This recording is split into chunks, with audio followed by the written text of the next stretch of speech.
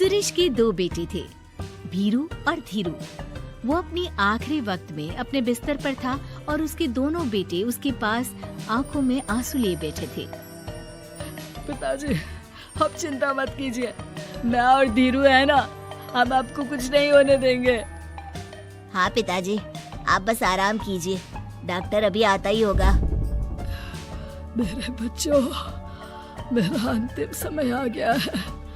तुम दोनों मेरी बात ध्यान से सुनो। मैंने वकील से कहकर अपनी जायदाद तुम दोनों में आधी आधी बांट दी है। मेरे जाने के बाद तुम दोनों मिलकर रहना, एक दूसरे के सुख दुख में साथ देना। तुम्हारी माँ की भी यही इच्छा थी। जी पिताजी, आप जैसा कहेंगे हम वैसा ही करेंगे। जी पिताजी, आप जैसा कहेंगे हम वैसा ही करेंगे। और सुरेश उन्हें छोड़कर चला जाता है। अरे धीरू भाई, मैं तुझसे कहना चाहता था कि मुझे व्यापार बढ़ाने के लिए कुछ रुपयों की जरूरत है। अब पिताजी के जाने के बाद हम दोनों ही एक दूसरे का सहारा है। पिता के जाने के कुछ दिनों के बाद दोनों भाइयों की जिंदगी धीरे धीरे सामान्य हो जाती है। दोनों भाई अब अपना अपना व्यापार संभाल लेते हैं। दोनों एक ही घर में तो रहते हैं, लेकिन अब उनके रिश्ते में पहले जैसी बात नहीं रहती। भीरू शुरू से ही लालची था, इसलिए सुरेश ने पहले ही उन दोनों में प्रॉपर्टी का हिस्सा बांटकर लड़ाई की गुंजाइश खत्म कर दी थी। लेकिन पिताजी के जाने के बाद भीरू का लालच बढ़ने लगा। हाँ हाँ भैया, आप बताइए कि मैं आपकी किस तरह से मदद कर सकता हूँ। मुझसे जो बन पड़ेगा मैं करूँगा। अच्छा तो भाई, तू ना मुझे अपनी गाय दे दे। वैसे भी तू पढ़ा लिखा मॉडर्न लड़का है, भला तू गाय का करेगा क्या? लेकिन इससे मेरी ना बहुत मदद हो जाएगी। ठीक है भैया, आखिर भाई ही तो भाई के काम आता है। आप ले लीजिए मेरी गाय और उसे बेचकर आप उन रुपयों को अपने व्यापार में लगा लेना। बस फिर क्या था, भीरू अपने लालच की वजह से आए दिन धीरू से किसी न किसी बहाने पैसे या कीमती सामान ऐंठता रहता और बेचारा सीधा सादा धीरू उसकी मदद कर दिया करता। इसी तरह 2 साल बीत जाते हैं और दोनों भाई शादी कर लेते हैं। शादी होने के साथ ही अपनी बीवी के कहने पर भीरू अपना हिस्सा अलग कर लेता है। अब दोनों भाई अलग अलग रहने लगते हैं। अरे साधना, ये देखो, मैंने आज ही एक बड़ी डील साइन की है। ये शहर का सबसे बड़ी फैक्ट्री का मालिक है। इसके साथ व्यापार करके मेरे व्यापार में दिन दुनी रात चौगुनी तरक्की होगी।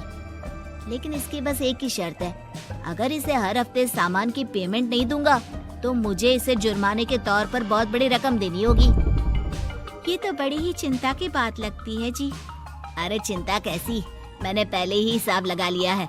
मैं इसे हर हफ्ते पेमेंट भी दूंगा और एडवांस पे ऑर्डर भी, तो फिर चिंता काहे की। पास से गुजर रहा भीरू उन दोनों की सारी बातें सुन लेता है और फिर, अरे राधा सुनती हो, उस धीरू ने आज एक बहुत बड़ी डील साइन की है। ये सुनकर ना मुझे बहुत बुरा लग रहा है। भीरू उसे सारी बात बताता है।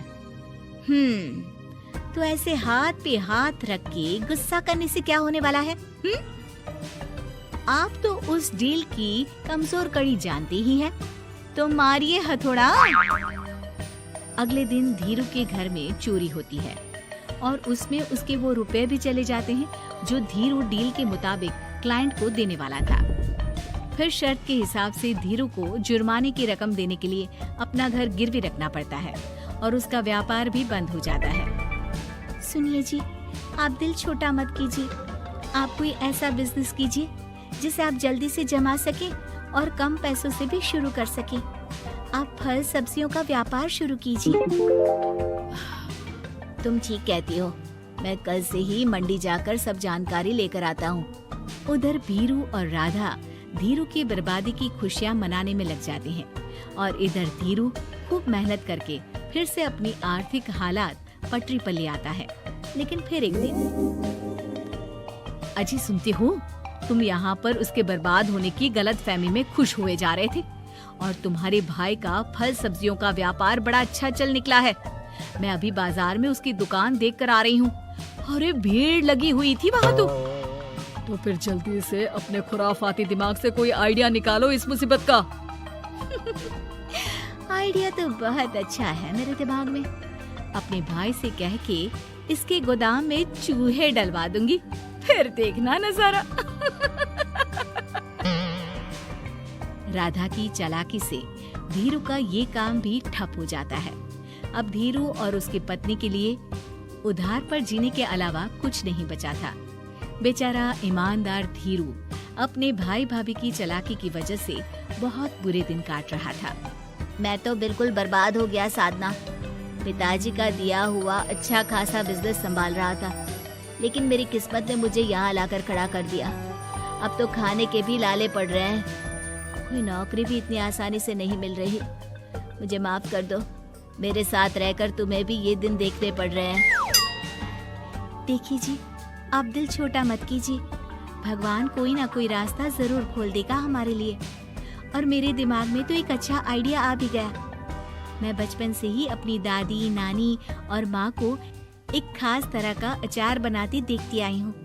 वो अचार जितना टेस्टी होता है उतना ही उसे बनाना मुश्किल भी। लेकिन एक बार बन जाने पर वो जल्दी खराब भी नहीं होता जी। वो अचार सिर्फ हमारे ही गांव में बनता था, जिसे खरीदने के लिए दूर दूर से लोग आते थे। मैं सोचती हूँ वही अचार बनाने का काम हम शुरू करें तो।